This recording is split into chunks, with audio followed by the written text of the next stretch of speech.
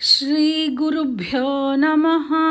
ಹರಿಃ ಓಂ. ರಾಮಾನುಜದಯಾಪಾತ್ರಂ ಜ್ಞಾನವೈರಾಗ್ಯಭೂಷಣಂ ಶ್ರೀಮದ್ವೆಂಕಟನಾಥಾರ್ಯಂ ವಂದೇ ವೇದಾಂತದೇಶಿಕಂ. ರಾಮಾಯ ರಾಮಭದ್ರಾಯ ರಾಮಚಂದ್ರಾಯ ವೇಧಸೆ ರಘುನಾಥಾಯ ನಾಥಾಯ ಸೀತಾಯ ಪತಯೇ ನಮಃ. ಮಾಮೀಸ್ ಸ್ಟೋರೀಸ್ಗೆ ನಿಮಗೆಲ್ಲ ಸ್ವಾಗತ ಮಕ್ಕಳೇ. ನಾನು ನಿಮ್ಮ ಪ್ರಿಯ ಮಾಮಿ.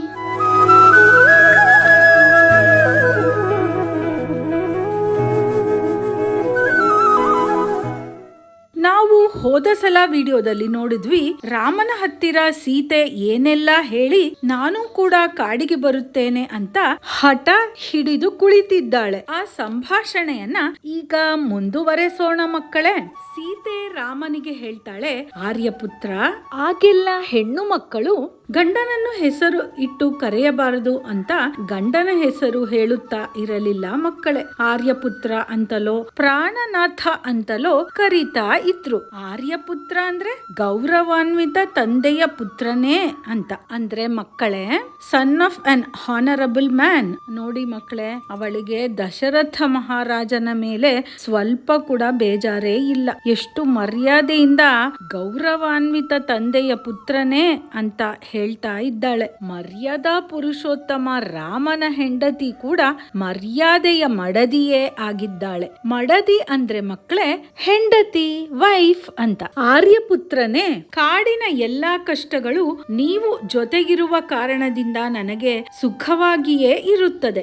ಏನೇ ಆದರೂ ಏನೇ ನಡೆದರೂ ಎಲ್ಲಾ ಕಾಲದಲ್ಲಿಯೂ ನಾನು ನಿಮ್ಮ ಜೊತೆಯೇ ಇರಬೇಕು ಅಂತ ನನ್ನ ಹೆತ್ತವರು ಹೇಳಿದ್ದಾರೆ. ಹೆತ್ತವರು ಅಂದ್ರೆ ತಂದೆ ತಾಯಿ. ಬಾರಿ ಬಾರಿಗೂ ನಿಟ್ಟುಸಿರು ಬಿಡುತ್ತಿದ್ದ ಅವಳ ಕಣ್ಣೀರು ಅವಳು ಹುಟ್ಟಿ ಬಂದಿದ್ದ ಭೂಮಿಯನ್ನೇ ತೋಯಿಸುವಂತೆ, ಅಂದ್ರೆ ಒದ್ದೆಯಾಗಿಸುವ ಹಾಗೆ ಅಳುತ್ತಾ ಇದ್ದಾಳೆ ಮಕ್ಕಳೇ. ಅವಳು ಏನೆಲ್ಲ ಹೇಳ್ತಾ ಇದ್ದಾಳೆ, ಅಳುತ್ತಾ ಇದ್ದಾಳೆ. ಎಷ್ಟು ತಾಳ್ಮೆ ವಹಿಸಿ ಹೇಳುತ್ತಿದ್ದರೂ ರಾಮ ನೀನು ಕೂಡ ನನ್ನ ಜೊತೆ ಅರಣ್ಯಕ್ಕೆ ಬಾ ಅಂತ ಕರೆಯುತ್ತಿಲ್ಲ. ಅವಳಿಗೆ ಕೋಪ ಉಕ್ಕಿ ಬರ್ತಾ ಇದೆ. ಅವಳು ಈಗ ರಾಮನಿಗೆ ಕೋಪದಿಂದ ಹೇಳ್ತಾಳೆ, ಮಿಥಿಲಾಪುರದ ರಾಜನಾದ ನನ್ನ ತಂದೆ ಜನಕ ಮಹಾರಾಜರು ರಾಮ ಎಂಬ ಅಳಿಯನನ್ನು ಪಡೆದು ಏನು ಸಾಧಿಸಿದರೋ ಕಾಣೆ. ಪುರುಷ ರೂಪದಲ್ಲಿರುವ ಸ್ತ್ರೀಯರೇ ನೀವು, ಅಂದರೆ ಹೆಣ್ಣಿನ ವೇಷದಲ್ಲಿರುವ ಗಂಡೇ ನೀವು.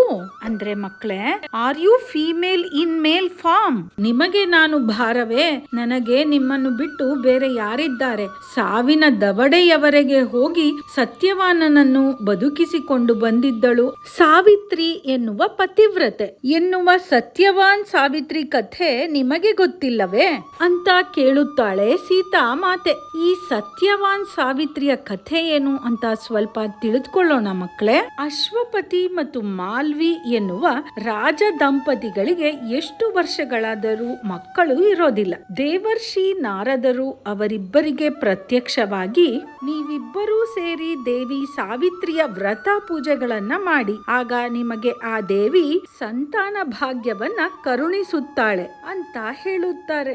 ಸಾವಿತ್ರಿ ದೇವಿ ಅಂದರೆ ಮಕ್ಕಳೇ ಬ್ರಹ್ಮನ ಪತ್ನಿ ಸರಸ್ವತಿ ದೇವಿಯೇ ಸಾವಿತ್ರಿ ದೇವಿ. ಅವರು ಹೇಳಿದ ಹಾಗೆಯೇ ಶುದ್ಧ ಮನಸ್ಸಿನಿಂದ ದೇವಿ ಸಾವಿತ್ರಿಯನ್ನ ಪೂಜೆ ಮಾಡ್ತಾರೆ. ಸಾವಿತ್ರಿ ದೇವಿಯ ವರಪ್ರಸಾದದಿಂದ ಮಹಾರಾಣಿ ಮೌಲ್ವಿಗೆ ಒಂದು ಹೆಣ್ಣು ಮಗು ಹುಟ್ಟತ್ತೆ. ಆ ಹೆಣ್ಣು ಮಗುವಿಗೆ ಸಾವಿತ್ರಿ ಅಂತಾನೆ ನಾಮಕರಣ ಮಾಡ್ತಾರೆ. ಅವಳು ಬಹಳ ಬುದ್ಧಿವಂತೆ. ಬೆಳೆಯುತ್ತಾ ಶಾಸ್ತ್ರ, ಪುರಾಣ, ಯಜ್ಞ, ವೇದ, ಉಪನಿಷತ್, ಶಸ್ತ್ರಾಸ್ತ್ರಗಳ ಅಭ್ಯಾಸ ಎಲ್ಲವನ್ನು ಚೆನ್ನಾಗಿಯೇ ಕಲಿಯುತ್ತಾಳೆ. ಸಕಲ ವಿದ್ಯಾ ಪಾರಂಗತೆ ಆಗುತ್ತಾಳೆ ಅವಳು. ಅಂದ್ರೆ ಮಕ್ಕಳೇ, ಎಲ್ಲಾ ವಿದ್ಯೆಯನ್ನೂ ತಿಳಿದವಳು ಅಂತ ಅರ್ಥ.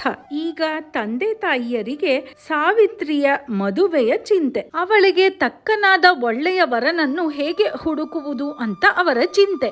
ಈಗ ಅವರು ಮತ್ತೆ ನಾರದ ಮಹರ್ಷಿಗಳನ್ನೇ ನೆನಪಿಸಿಕೊಳ್ಳುತ್ತಾರೆ. ನಾರದ ಮಹರ್ಷಿಗಳು ಪ್ರತ್ಯಕ್ಷವಾಗಿಯೇ ಬಿಟ್ಟರು. ಅವರಿಬ್ಬರೂ ನಾರದ ಮಹರ್ಷಿಗಳ ಹತ್ತಿರ ಹೇಳುತ್ತಾರೆ, ಮಹರ್ಷಿ ಮಹರ್ಷಿಗಳೇ, ನಮ್ಮ ಮಗಳಿಗೆ ಧರ್ಮದ ಶಿಕ್ಷಣ ಮತ್ತು ಸಂಸ್ಕಾರದ ದೀಕ್ಷೆ ಕೊಟ್ಟಿರುತ್ತೇವೆ. ಅಂದ್ರೆ ಮಕ್ಕಳೇ, ಅವಳಿಗೆ ಒಳ್ಳೆಯ ವಿದ್ಯೆ, ಬುದ್ಧಿ, ಒಳ್ಳೆಯ ನಡತೆ ಎಲ್ಲವನ್ನೂ ಕಲಿಸಿದ್ದೇವೆ. ಆದರೆ ಅವಳಿಗೆ ಒಳ್ಳೆಯ ಹುಡುಗ ಹುಡುಕುವುದು ಮಾತ್ರ ಸಾಗರದಲ್ಲಿ ಮುತ್ತನ್ನು ಹುಡುಕಿದ ಹಾಗೆ ತುಂಬಾ ಕಷ್ಟ ಆಗಿದೆ. ಅದೇ ನಮ್ಮ ಯೋಚನೆ ಅಂತಾರೆ. ಅಂದ್ರೆ ಮಕ್ಕಳೇ, ಸಮುದ್ರದಲ್ಲಿ ಮುತ್ತುಗಳು ಇರುತ್ತವೆ, ಅದನ್ನ ಹುಡುಕೋದು ಎಷ್ಟು ಕಷ್ಟ, ಅದೇ ತರಹ ಒಳ್ಳೆಯ ಹುಡುಗನನ್ನು ಹುಡುಕುವುದು ಕೂಡ ಅಷ್ಟೇ ಕಷ್ಟವಾಗಿದೆ ಮಹರ್ಷಿಗಳೇ ಅಂತ ಹೇಳ್ತಾ ಇದ್ದಾರೆ ದಂಪತಿಗಳು. ಅದಕ್ಕೆ ನಾರದ ಮಹರ್ಷಿಗಳು ಹೇಳ್ತಾರೆ, ಅತಿಯಾದ ಚಿಂತೆ ಒಳ್ಳೆಯದಲ್ಲ ಮಹಾರಾಜ ಅಂತ. ನೋಡಿ ಮಕ್ಕಳೇ, ಚಿತೆ ಅಂದ್ರೆ ತೀರಿಕೊಂಡವರ ಅಂದ್ರೆ ಸತ್ತು ಹೋದವರಿಗಾಗಿ ಮರದ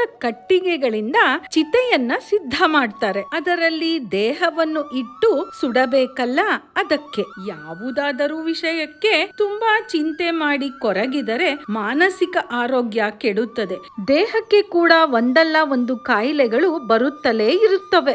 ಅತಿಯಾದ ಕಾಯಿಲೆಯಿಂದ ನಾವು ಕೂಡ ಬೇಗನೆ ಸಾಯುವಂತೆ ಆಗುತ್ತದೆ. ಅದಕ್ಕೆ ಯಾವುದೇ ವಿಷಯಕ್ಕೂ ಅತಿಯಾದ ಚಿಂತೆ ಅಥವಾ ಯೋಚನೆ ಮಾಡುವುದು ಒಳ್ಳೆಯದಲ್ಲ ಅಂತ ಹಿರಿಯರು ಹೇಳ್ತಾರೆ. ಅದನ್ನೇ ನಾರದ ಮಹರ್ಷಿಗಳು ಹೇಳೋದು. ಚಿಂತೆಗೂ ಚಿತೆಗೂ ಒಂದೇ ಒಂದು ಸೊನ್ನೆಯಷ್ಟೇ ವ್ಯತ್ಯಾಸ ಮಕ್ಕಳೇ. ಅತಿಯಾದ ಚಿಂತೆಯಿಂದ ಚಿತೆ ಸೇರುವುದು ಬೇಡ ಅಂತ ತಿಳಿಯಬಹುದು. ಇದರಿಂದ ಮುಂದಕ್ಕೆ ನಾರದ ಮಹರ್ಷಿಗಳು ಹೇಳ್ತಾರೆ, ಅವಳ ಜಾತಕ ತುಂಬಾ ಚೆನ್ನಾಗಿದೆ, ಅವಳ ಬಗ್ಗೆ ಯೋಚನೆ ಬೇಡವೇ ಬೇಡ ನಿಮಗೆ. ಸಾವಿತ್ರಿ ದೇವಿಯ ವರಪ್ರಸಾದದಿಂದ ಹುಟ್ಟಿದವಳು ಅವಳು. ಗೌರಿಯ ಹಾಗೆ ಇರುವ ಅವಳಿಗೆ ಮಹಾಶಿವನ ತರಹ ಒಳ್ಳೆಯ ಪತಿಯೇ ಸಿಗುತ್ತಾನೆ, ಚಿಂತೆ ಮಾಡಬೇಡಿ ಅನ್ನುತ್ತಾರೆ ನಾರದ ಮಹರ್ಷಿಗಳು. ಸರಿ, ಈಗ ಅಶ್ವಪತಿ ರಾಜನ ಚಿಂತೆ ಅಂತೂ ಕಡಿಮೆ ಆಗಲೇ ಇಲ್ಲ. ತಂದೆಯ ಚಿಂತೆಯನ್ನು ನೋಡೋದಕ್ಕೆ ಆಗದೆ ಅವಳು ತನ್ನ ಪತಿಯನ್ನು ಹುಡುಕಿಕೊಂಡು ಹೊರಟೇ ಬಿಡುತ್ತಾಳೆ ಮನೆ ಬಿಟ್ಟು. ನನ್ನ ಪತಿ ಸತ್ಯವಂತನಾಗಿರಬೇಕು, ಶುದ್ಧ ಮನಸ್ಸಿನವನು ಆಗಿರಬೇಕು, ಸಾತ್ವಿಕ ಚರಿತ್ರೆಯವನಾಗಿರಬೇಕು. ಅಂದ್ರೆ ಯಾವಾಗಲೂ ಶಾಂತವಾಗಿ ಒಳ್ಳೆಯ ಗುಣವಂತನೂ ದೇವರಲ್ಲಿ ನಂಬಿಕೆ ಇರುವ ಧಾರ್ಮಿಕನೂ ಆಗಿರಬೇಕು ಅಂತ ಅವಳ ಇಷ್ಟ. ಒಂದು ರಾಜ್ಯದಿಂದ ಮತ್ತೊಂದು ರಾಜ್ಯಕ್ಕೆ ಹೋಗ್ತಾನೆ ಇರ್ತಾಳೆ ಅವಳು, ತಾನು ಮದುವೆಯಾಗುವ ಗಂಡನನ್ನ ಹುಡುಕಿಕೊಂಡು. ಹೀಗೆಯೇ ಅವಳು ಓಡಾಡುತ್ತಿರುವಾಗ ಸತ್ಯವಾನ್ ಎಂಬ ಯುವಕನನ್ನು ಭೇಟಿ ಮಾಡ್ತಾಳೆ ಒಂದು ಕಾಡಿನಲ್ಲಿ. ಅವನ ತಂದೆ ಶಾಲ್ವ ಸಾಮ್ರಾಜ್ಯದ ರಾಜ, ಆದರೆ ಕುರುಡನೂ ಆಗಿದ್ದ. ಆದರೆ ಯಾರದೋ ಸಂಚಿನಿಂದ ಅವನನ್ನು ಮತ್ತು ಅವನ ಪತ್ನಿ ಪುತ್ರರನ್ನು ಅರಮನೆ ಬಿಟ್ಟು ಓಡಿಸಿದ್ದರು. ಈಗ ಕಾಡಿನಲ್ಲೇ ವಾಸ ಅವರದ್ದು. ಸತ್ಯವಾನ್ ತುಂಬಾ ಗುಣವಂತ ಅಂತ ಸಾವಿತ್ರಿಗೆ ಗೊತ್ತಾಯಿತು. ಅವನನ್ನೇ ಮದುವೆ ಆಗಬೇಕು ಅಂತ ಅವಳು ಅಂದುಕೊಳ್ತಾಳೆ. ಅದಕ್ಕೆ ಅವನ ಹತ್ತಿರ ಹೇಳುತ್ತಾಳೆ. ಆದರೆ ಅವನು, ಸುತರಾಮ್ ಒಪ್ಪೋದಿಲ್ಲ, ನನಗೆ ಆಯಸ್ಸು ತುಂಬಾ ಕಡಿಮೆ, ನಾನು ನಿನ್ನನ್ನು ಮದುವೆ ಆಗೋದಿಲ್ಲ, ನಾನು ಇನ್ನು ಒಂದೇ ಒಂದು ವರ್ಷ ಬದುಕಿರೋದು, ನಿನ್ನ ಜೀವನ ಹಾಳು ಮಾಡಿಕೊಂಡು ನನ್ನನ್ನು ಮದುವೆ ಆಗುವುದು ನೀನು ಬೇಡ. ನಾನು ಚಿಕ್ಕವನಿರುವಾಗಲೇ ಒಬ್ಬ ಜ್ಯೋತಿಷಿ ನನಗೆ ಇದರ ಬಗ್ಗೆ ತಿಳಿಸಿದ್ದರು. ನೀನು ಬೇರೆ ಯಾರನ್ನಾದರೂ ಮದುವೆಯಾಗಿ ಸುಖವಾಗಿ ಜೀವನ ಮಾಡು, ನನ್ನನ್ನು ಮಾತ್ರ ಮದುವೆಯಾಗುವುದು ಬೇಡ ಅನ್ನುತ್ತಾನೆ ಸತ್ಯವಾನ್. ಆಗ ಸಾವಿತ್ರಿ ಹೇಳ್ತಾಳೆ, ನೀವು ಯಾವುದೇ ವಿಷಯವನ್ನು ಮುಚ್ಚಿಡಲೇ ಇಲ್ಲ, ಸತ್ಯವನ್ನೇ ನುಡಿದಿದ್ದೀರಾ. ನಿಮ್ಮ ಹೆಸರಿಗೆ ತಕ್ಕ ಹಾಗೆಯೇ ಇದೆ ನಿಮ್ಮ ಗುಣ ನಡತೆ ಎಲ್ಲ. ನಿಮ್ಮ ಮೇಲೆ ನನಗೆ ಮರ್ಯಾದೆ ಗೌರವ ಹೆಚ್ಚಾಗುತ್ತಲೇ ಹೋಗುತ್ತಿದೆ ವಿನಃ ಕಡಿಮೆ ಅಂತೂ ಆಗಿಲ್ಲ. ಏನೇ ಆದರೂ ನಾನು ನಿಮ್ಮನ್ನೇ ಮದುವೆಯಾಗುತ್ತೇನೆ ಅನ್ನುತ್ತಾಳೆ ಸಾವಿತ್ರಿ. ತನ್ನ ಅರಮನೆಗೆ ವಾಪಸ್ಸು ಹೋಗಿ ತಂದೆ ತಾಯಿಗಳ ಬಳಿ ಈ ವಿಷಯವನ್ನ ಮಾತಾಡುತ್ತಾಳೆ. ಆದರೆ ತಂದೆ ತಾಯಿ ಬೇಡವೇ ಬೇಡ ಎನ್ನುತ್ತಾರೆ. ಮದುವೆಯಾಗಿ ಕಾಡಿನಲ್ಲಿ ವಾಸ, ಅದೂ ಅಲ್ಲದೆ ಅವನಿಗೆ ಆಯಸ್ಸು ಕಡಿಮೆ, ಅವನು ತೀರಿಕೊಂಡ ಮೇಲೆ ನಿನಗೆ ತುಂಬಾ ಕಷ್ಟವಾಗುತ್ತದೆ ಮಗು, ಬೇಡ ಅನ್ನುತ್ತಾರೆ ಅವರು. ಆದರೆ ಅವಳು ಮಾತ್ರ ಪಟ್ಟು ಬಿಡಲೇ ಇಲ್ಲ. ಇದಕ್ಕಿಂತ ಗುಣವಂತ ನನಗೆ ಎಲ್ಲಿ ಸಿಗುತ್ತಾನೆ ಅಂತ ವಾದ ಮಾಡಿ ಕೊನೆಗೆ ಒಪ್ಪಿಸಿಯೇ ಬಿಟ್ಟಳು. ಅವರ ತಂದೆ ತಾಯಿಗಳು ವೈಭವೋಪೇತವಾಗಿ ವಿಜೃಂಭಣೆಯಿಂದ ಅಂದ್ರೆ ಗ್ರ್ಯಾಂಡ್ ಆಗಿ ತುಂಬಾ ಚೆನ್ನಾಗಿ ಮದುವೆ ಮಾಡಿ ಕೊಡ್ತಾರೆ. ಅವರ ಹತ್ತಿರ ಎಷ್ಟು ಆಸ್ತಿ ಇದೆ, ಎಷ್ಟು ಹಣವಿದೆ, ಇರುವುದಕ್ಕೆ ಅರಮನೆ ಬೇಡ, ಒಂದು ಮನೆಯಾದರೂ ಇದೆಯಾ ಅಂತೆಲ್ಲ ಅವಳು ಯೋಚಿಸಲೇ ಇಲ್ಲ. ಅವನು ತುಂಬಾ ಗುಣವಂತ, ಅವನನ್ನೇ ಮದುವೆಯಾಗಬೇಕು ಅಂತ ಮಾತ್ರ ಅವಳು ಇಷ್ಟಪಟ್ಟು ಕೊನೆಗೂ ಮದುವೆ ಆಗಿಯೇ ಬಿಟ್ಟಳು. ಎಷ್ಟೆಲ್ಲ ಆಸ್ತಿ ಅಂತಸ್ತು ಎಲ್ಲ ಇದ್ದು ಗಂಡನೇ ಸರಿ ಇಲ್ಲದಿದ್ದರೆ ಏನು ಪ್ರಯೋಜನ? ಏನೂ ಇಲ್ಲದಿದ್ದರೂ ಪರವಾಗಿಲ್ಲ, ಅವನ ಒಳ್ಳೆಯ ಗುಣಗಳಿಂದ ನಾನು ಯಾವಾಗಲೂ ಸಂತೋಷವಾಗಿಯೇ ಇರಬಹುದು ಅನ್ನುವುದು ಅವಳ ನಿರ್ಧಾರವಾಗಿತ್ತು. ಅದರ ಹಾಗೆಯೇ ನಡೆದುಕೊಂಡಳು ಕೂಡ. ಅವಳು ಹೇಳುವುದು ಸರಿ ಅಂತ ತಂದೆ ತಾಯಿಗಳು ತುಂಬಾ ಯೋಚಿಸಿ ಕೊನೆಗೆ ಮದುವೆ ಮಾಡಿ ಕೊಟ್ಟಿದ್ದರು. ಮೃತ್ಯುವಿನ ಭಯ ಅಂದ್ರೆ ಸಾವಿನ ಭಯ ಅವನಿಗೆ ಸ್ವಲ್ಪವೂ ಇಲ್ಲ. ಆದರೆ ಸಾವಿತ್ರಿ ಮಾತ್ರ ಪ್ರತಿದಿನವೂ ಭಕ್ತಿಯಿಂದ ದೇವಿಯ ಪೂಜೆಯನ್ನು ಮಾಡುತ್ತಲೇ ಬಂದಳು. ಹೀಗೆ ಸಂತೋಷವಾಗಿ ಅವರಿಬ್ಬರು ಸಂಸಾರವನ್ನು ನಡೆಸುತ್ತಾ ಇರುವಾಗ ಇನ್ನೇನು ಮೃತ್ಯುವಿಗೆ 1 ವಾರ ಇದೆ ಅನ್ನುವಾಗ ಏನಾಗುತ್ತೆ ಅಂತ ಮುಂದಿನ ವಿಡಿಯೋದಲ್ಲಿ ತಿಳಿದುಕೊಳ್ಳೋಣ ಮಕ್ಕಳೇ. ನಾವು ಈಗ ರಸಪ್ರಶ್ನೆಗೆ ಹೋಗೋದಕ್ಕೆ ಮುಂಚೆ ಎಲ್ಲರೂ ಜೈ ಶ್ರೀರಾಮ್ ಅಂತ ಕಮೆಂಟ್ ಮಾಡಿ ಅಂತ ಕೇಳಿಕೊಳ್ತೇನೆ. ಹಾಗೆಯೇ ಎಲ್ಲರಿಗೂ ಶೇರ್ ಮಾಡೋದಂತೂ ಮರೆಯಲೇಬೇಡಿ. ನೀವಿನ್ನೂ ಸಬ್ಸ್ಕ್ರೈಬ್ ಮಾಡ್ಕೊಂಡಿಲ್ಲ ಅಂದ್ರೆ ಈಗಲೇ ಸಬ್ಸ್ಕ್ರೈಬ್ ಮಾಡ್ಕೊಂಡು ಬೆಲ್ ಬಟನ್ ಕೂಡ ಒತ್ತಿ. ಆಗ ನಮ್ಮ ಯಾವುದೇ ವಿಡಿಯೋಗಳು ನಿಮಗೆ ಮಿಸ್ ಆಗೋದೇ ಇಲ್ಲ. ಹಾಗಾದ್ರೆ ಮಕ್ಕಳೇ, ನಾವು ರಸಪ್ರಶ್ನೆಯನ್ನು ನೋಡೋಣ ತಾನೆ? ನೀವೆಲ್ಲ ತಯಾರಾಗಿದ್ದೀರಾ ಅಲ್ವಾ?